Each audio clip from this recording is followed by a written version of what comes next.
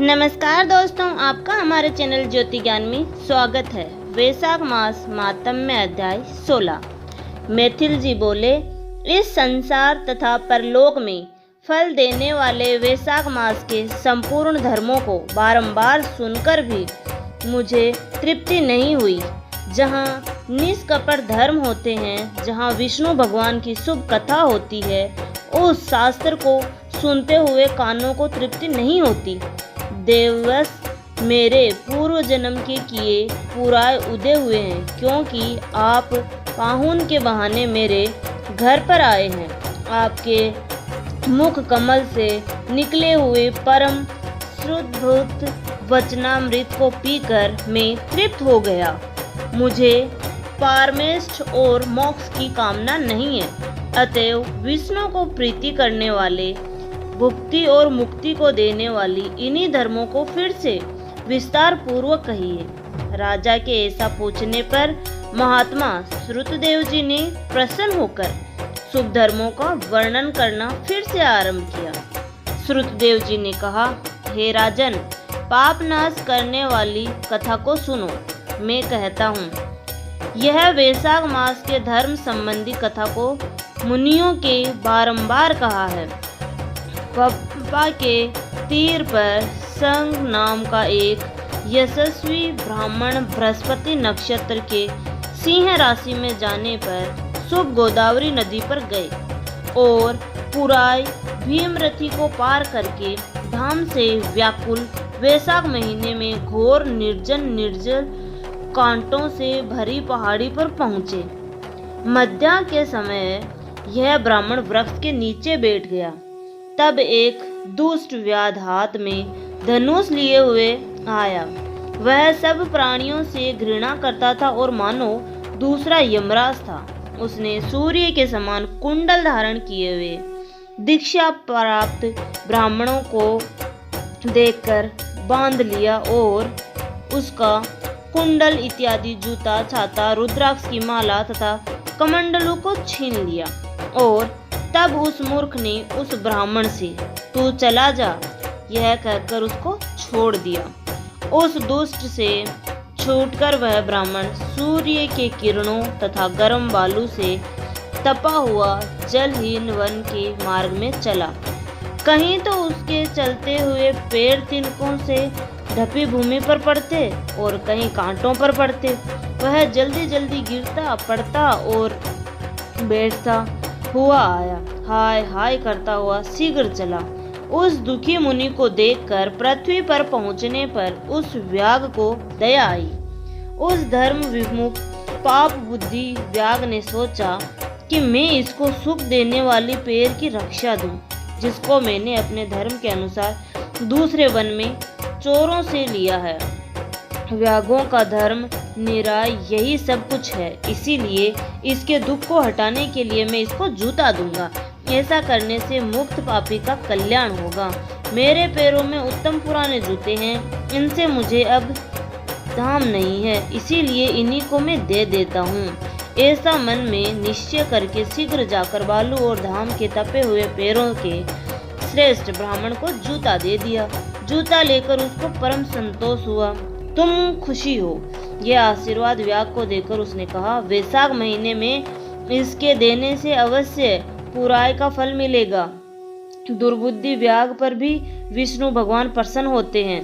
जो सुख सब पदार्थों के प्राप्त करने से होता है, वही सुख मुझको श्रमी हुआ। इस वाक्य को सुनकर आश्चर्ययुक्त होकर, ये क्या है, ऐसा प्रतिष्ठ ब्रह्मवादी ब्राह्मण से फिर कहा, तुम्हारी ही वस्तु तुमको देकर मुझे पुराय कैसे होगा? तुम वैशाख मास की प्रशंसा करते हो और कहते हो कि हरि संतुष्ट होंगे। हे ब्राह्मण, मुझे बतलाओ कि वैशाख कौन है और हरि कौन है?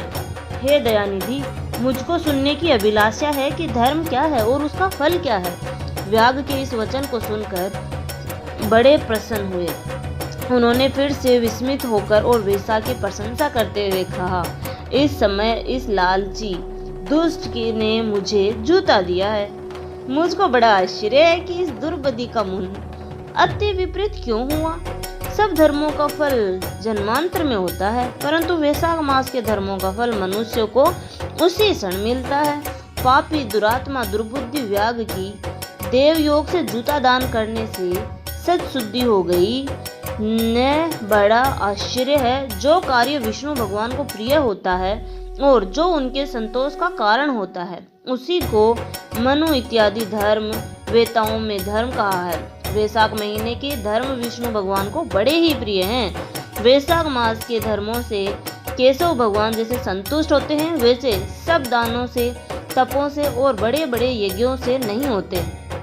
सब धर्मों में इसके समान दूसरा कोई कर्म नहीं है। गाय में मत जाओ, गंगा में मत जाओ, प्रयाग तथा पुष्कर में भी मत जाओ, केदारनाथ में, कुरुक्षेत्र में, प्रभास में, स्यंतक में, गोदावरी में, कृष्णा में, सेतुबंध, रामसर में, मृवद में मत जाओ। वैशाख के धर्म महात्मा की प्रशंसा करने वाली कथा रूपी नदी में स्नान करने से विष्णु भगवान तुरंत ही हृदय में सबके आते हैं। इस माधव नाम के मास में जो थोड़े ही में साधन होते हैं, वह बहुत धन का व्यय करने से, धर्मों से तथा यज्ञों के साधन नहीं हो सकता।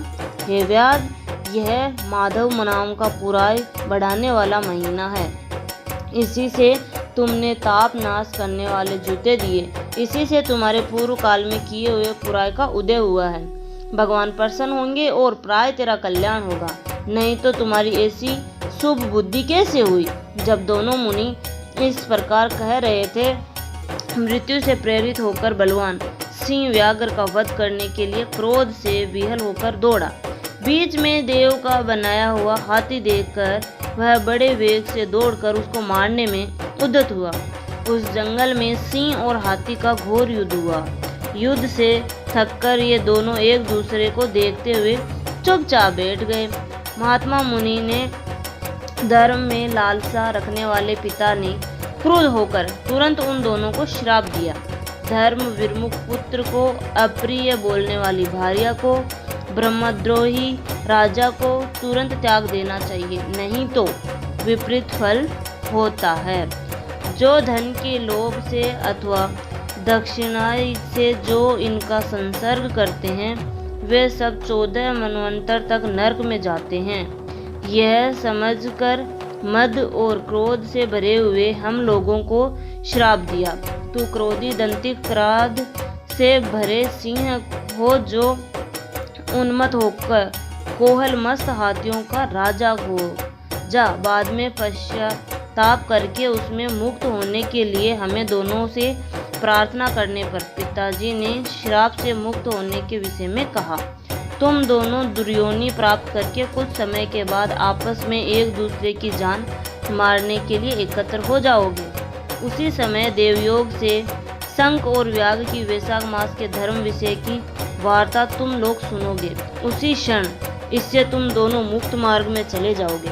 तुम दोनों पुत्र श्राप से मुक्त होकर पहले का रूप पाओगे।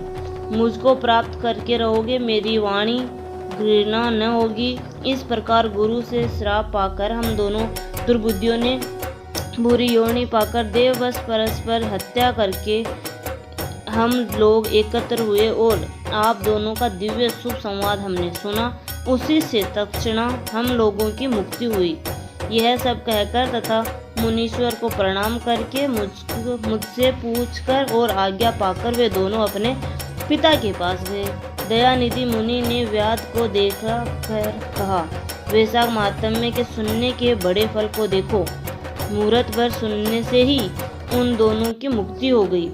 उस श्रेष्ठ मुनि के ऐसा कहने पर शंखों को फेंककर व्याध ने उस दयानिधि निरसंहार